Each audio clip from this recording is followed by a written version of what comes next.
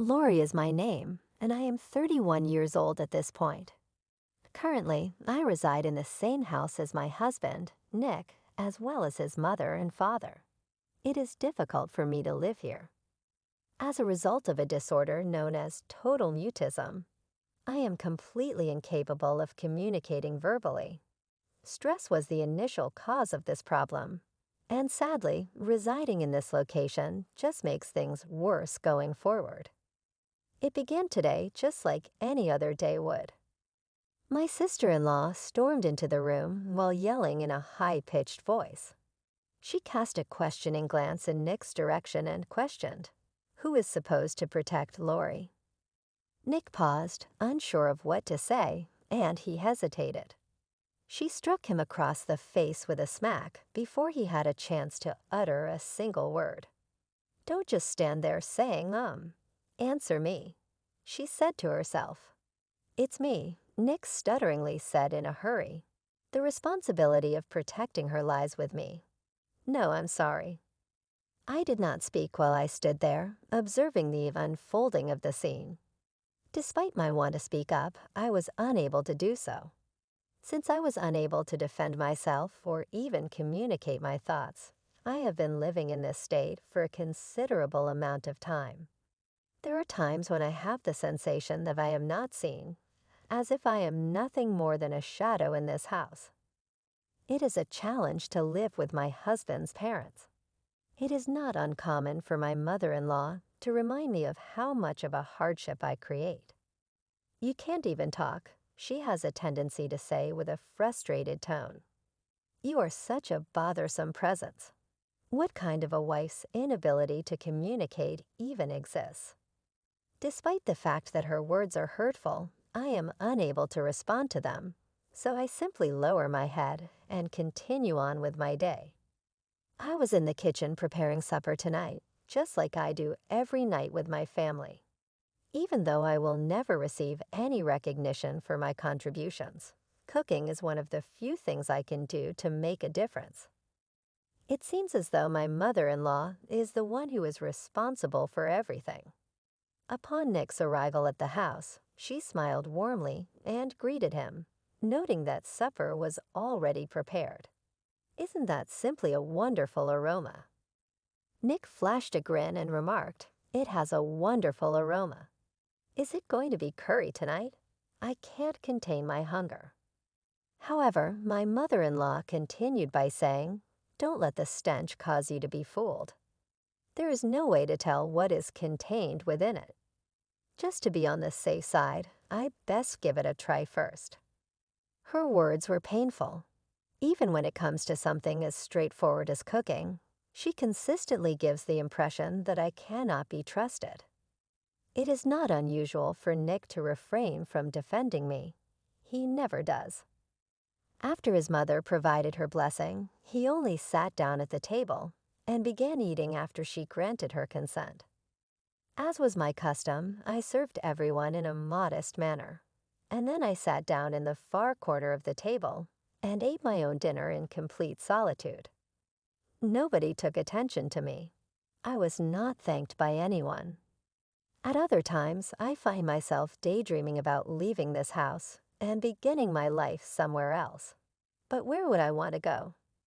My parents passed away when I was still a child, and I do not have any other relatives to whom I can speak. I am unable to find work or provide for myself if I do not have a voice. At this point in time, I am unable to escape my life because I do not have any other options available to me. Tonight, my mother-in-law made the decision to once again put on a show of her own. Oh my goodness. When she looked at the curry that I had prepared, she shouted, "What is this?" "What's wrong with it?" Concerned, Nick inquired about it. "It is utterly revolting." At that moment, she yelled out to Nick, "Don't eat it," before tossing the entire plate of curry into the restroom sink. She did not stop there. She went and grabbed the pot of curry and poured it into the sink as well. As I watched helplessly, I became frozen. Her gaze was piercing as she turned to face me. What makes that expression so peculiar? Are you trying to tell me that I am incorrect? She yelled angrily. Do not eat this horrible stuff. It goes without saying that no one should consume something like this. Poor Nick, having to put up with a wife who is such a terrible cook, she remarked with a dramatic sigh. I understand how difficult it is for you. I wish she had the same talent for cooking as I do. He appeared to be upset. I was hungry, Mom, I said. In such a manner, you should not throw away food. She paid no attention to his annoyance and instead spoke in a nice tone.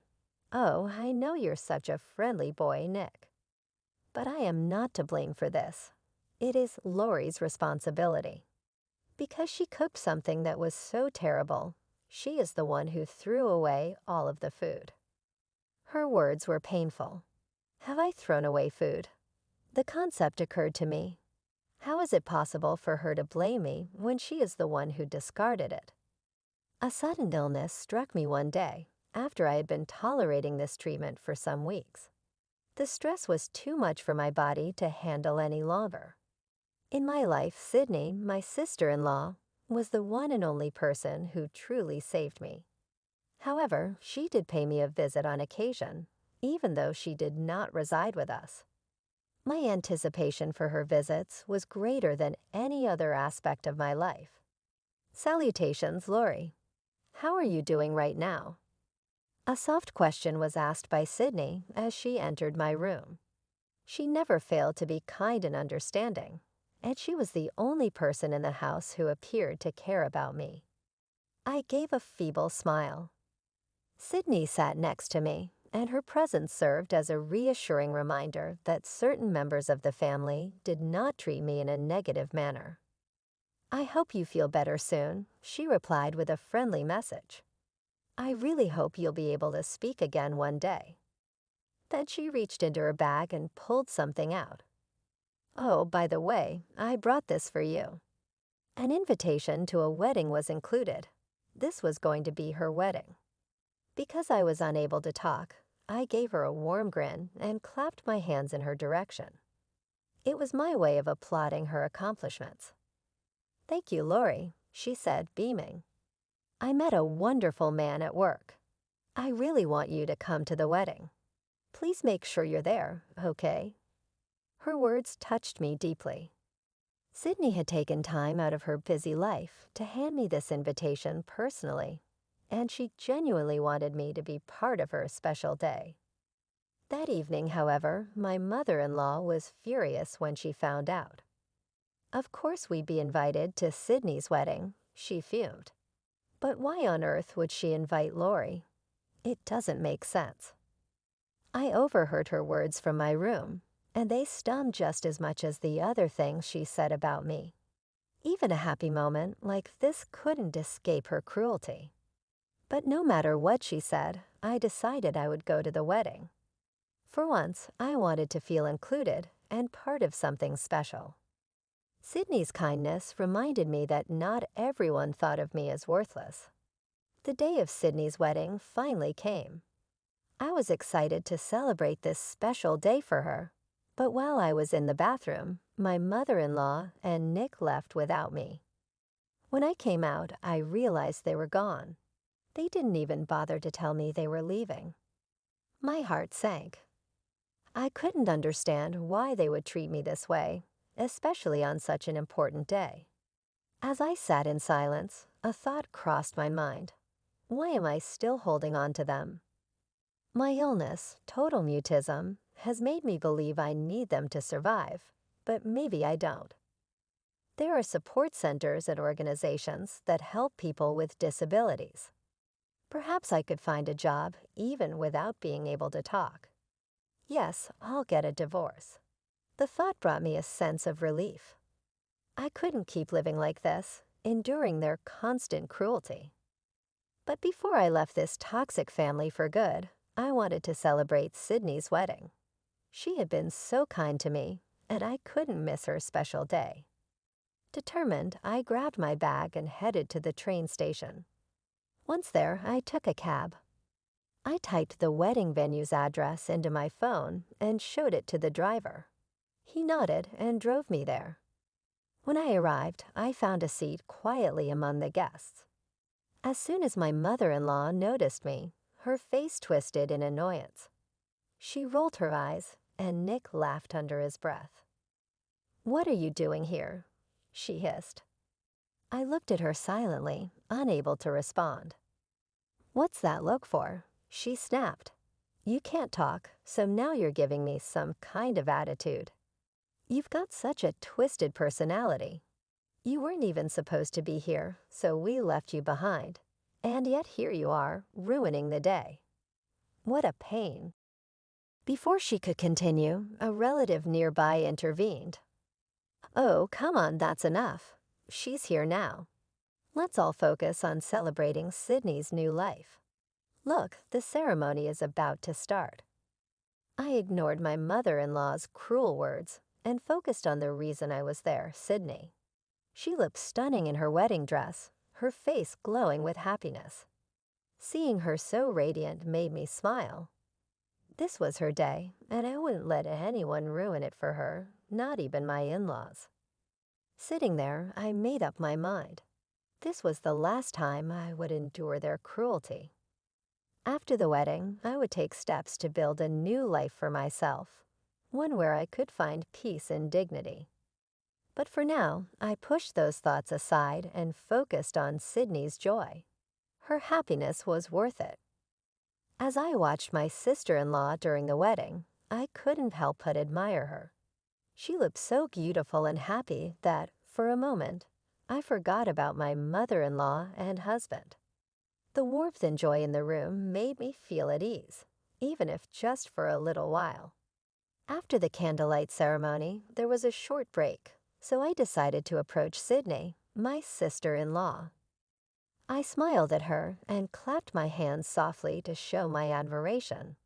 She noticed me immediately and smiled warmly. "Lori, thank you so much for coming today," she said kindly. I took out my phone and typed a message, showing it to her. She read it and nodded enthusiastically. "Of course. Let's take a picture together," she said, her voice full of excitement. Sydney is such a kind and understanding person. She doesn't need me to speak to know how I feel. She always seems to understand me perfectly, even without words.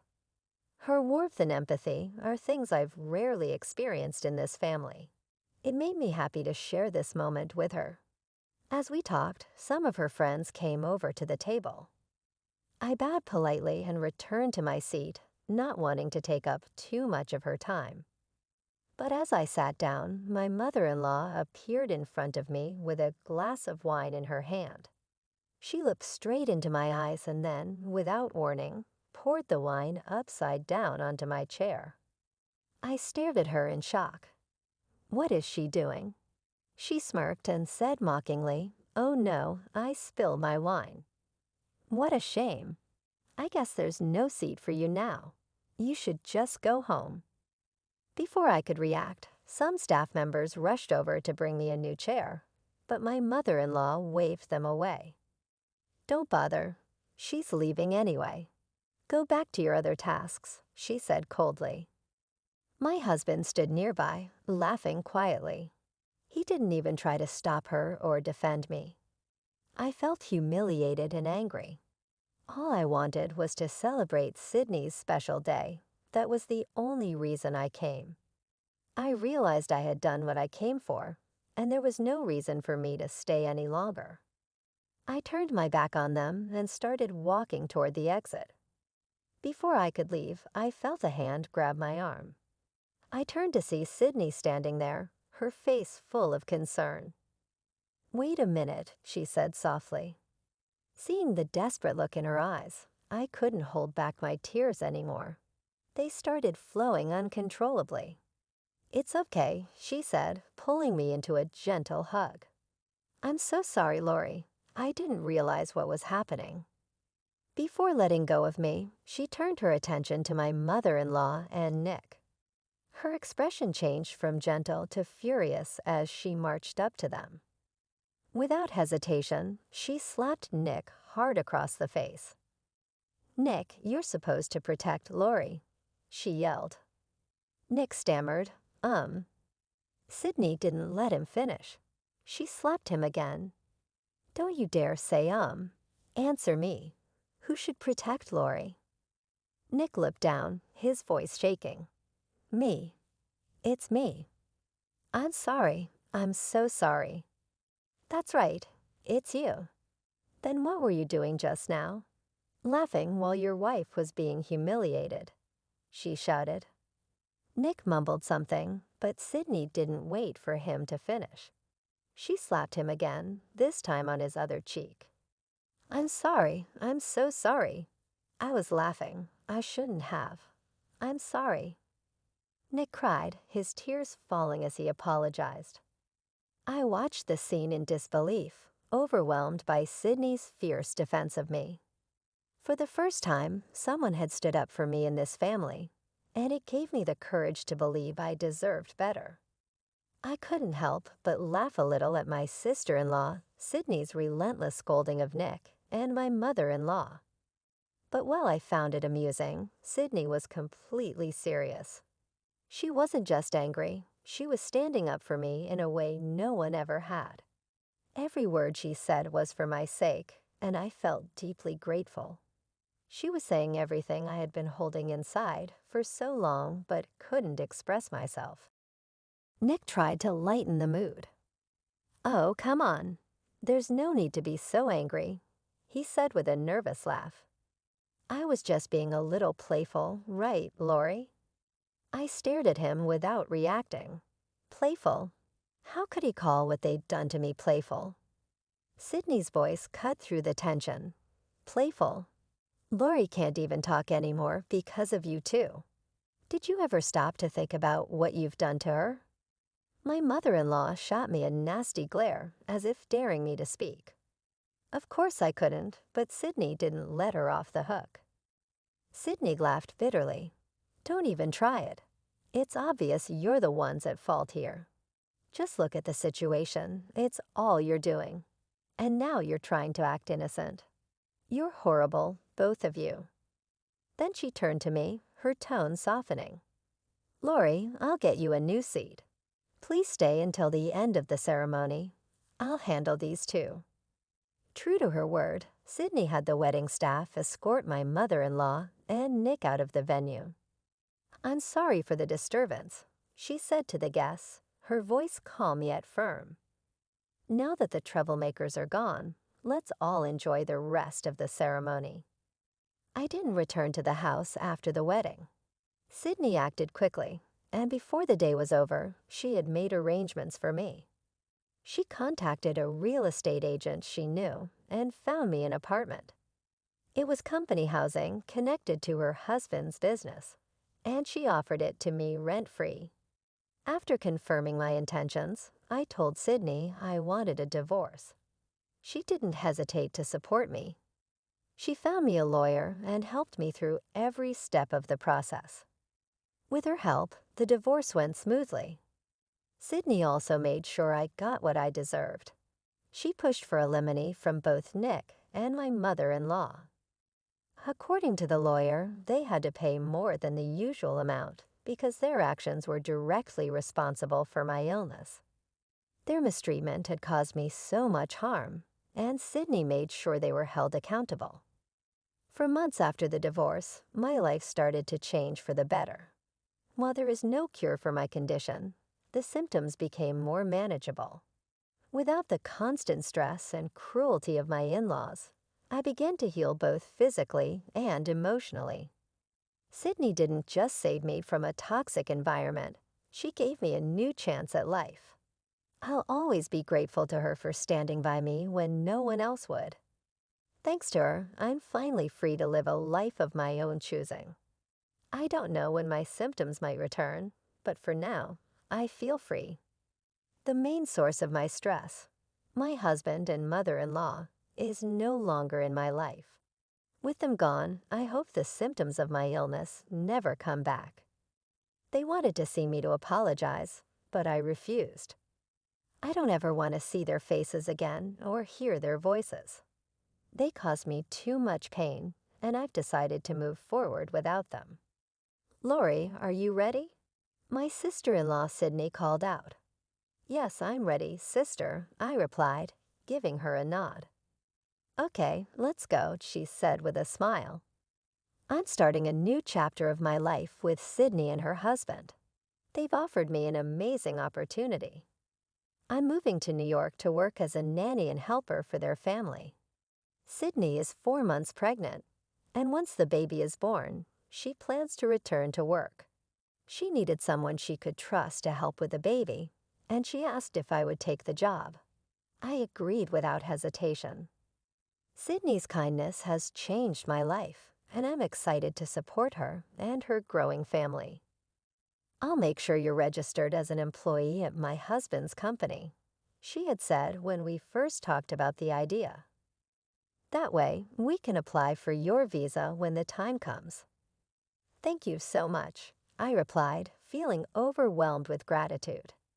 If I were to look back, I would never have anticipated that my life would take such a dramatic change. A few short months ago, I had feelings of being entrapped and despairing. From this point forward, I am brimming with enthusiasm for the future. I am pleased to report that I am experiencing joy for the very first time in a very long time. I am looking forward to beginning this new path. It is not uncommon for Sydney to express to me how terrible my mother-in-law was. Lori, that woman is of the most heinous nature. You were pushed to the point where you were unable to even speak anymore because of her. And Nick, what a pitiful individual he is, just sitting there as she mistreated you and laughing at her. No, she is correct. Both my mother-in-law's terrible treatment of me and my husband's reluctance to defend me were enough to break me. On the other hand, Sydney's compassion and support was important in my recovery. I have a lot of appreciation for her. If it weren't for her, I have no idea where I would be right now. I am experiencing a level of tranquility that I have not experienced in many years as we get ready to go. I have moved on from the most difficult period of my life. Currently, I am in possession of a new beginning and the opportunity to construct a life that is rich in both purpose and joy. I hope you'll spend the rest of your life smiling, Lori, Sydney said to her friend one day, her words being comforting and genuine. As I smiled back at her, I had the sensation that for the first time in my life, it was actually feasible. There is always the possibility of finding a glimmer of hope, even in the most difficult of circumstances, as my narrative demonstrates. When it comes to making a difference, sometimes all it takes is one compassionate person to make a difference. The person in question was Sydney, in my opinion.